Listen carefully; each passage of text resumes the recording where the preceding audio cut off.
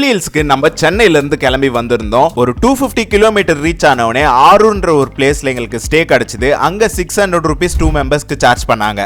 நம்ம 17 hairpin bend இருக்க ரூட்டை தான் சூஸ் பண்ணி வந்திருந்தோம். கொல்லி ஹில்ஸ் நாங்க ரீச் ஆகிறதுக்கு 1700 rupees per மெம்பருக்கு ஆச்சு. இந்த பட்ஜெட் குள்ளவே எங்களுக்கு ஸ்டே டிராவல் ஃபுட்னு சொல்லிட்டு முடிஞ்சிருச்சு. சோ நாங்க ரீச் ஆன ஃபர்ஸ்ட் பிளேஸ் கொல்லி ஹில்ஸ்க்கே ஃபேமஸ் ஆன ஆகாய கங்கை வாட்டர் ஃபால்ஸ். இந்த ஃபால்ஸுக்கு 30 rupees per மெம்பருக்கு சார்ஜ் பண்றாங்க.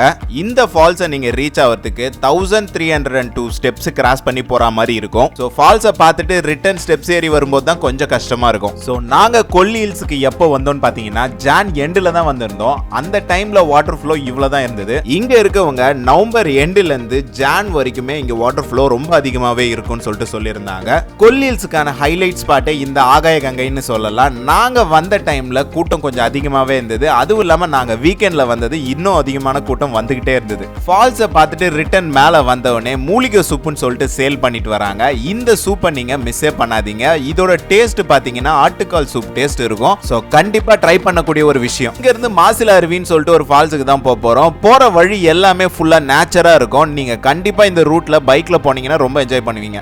இந்த ஃபால்ஸுக்கு பர் மெம்பருக்கு 30 rupees சார்ஜ் பண்றாங்க.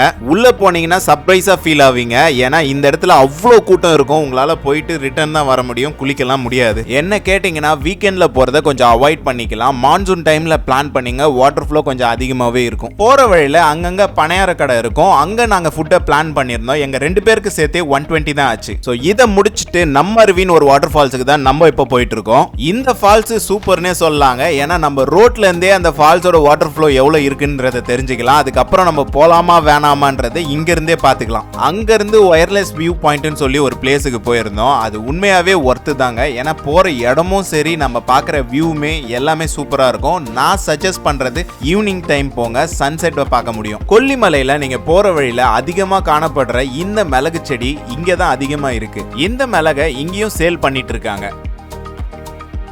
இதுக்கப்புறமா ஒரு சில பிளேஸை நாங்க ஸ்கிப் பண்ணிட்டு பழங்குடியினர் சொல்லி சந்தை இருக்கு, அங்க போயிருந்தோம். இந்த சந்தையில நமக்கு கிடைக்கக்கூடிய பழங்கள்லாம் ரொம்பவே ஃப்ரெஷ்ஷாவே இருக்கும். அதே மாதிரி இங்க இருக்கிற பழங்கள்லாம் ரேட் ரொம்ப கம்மியா இருக்கும்லாம் நினைக்காதீங்க. நம்ம ஊர்ல என்ன மாதிரி ரேட் இருக்கோ அதே ரேட்ல தான் இவங்களும் விற்கிறாங்க. என்னன்னா பழங்கள் ரொம்ப ஃப்ரெஷ்ஷா இருக்கும். இங்க விற்கிற மூலிகை சூப்பு இந்த கிழங்கால தான் செய்யறாங்க. உங்களுக்கு வேணும்னா இந்த கிழங்கு நீங்க வாங்கிட்டு போலாம். சோ கொல்லி ஹில்ஸ்க்கு எங்களுக்கு எவ்வளவு பட்ஜெட் ஆச்சுன்றது தான் இந்த போர்டுல பாக்குறீங்க. இதே மாதிரி அடுத்த ஒரு இன்ட்ரெஸ்டிங்கான வீடியோல வந்து பார்ப்போம். Until then, signing off from Weekend Galatas.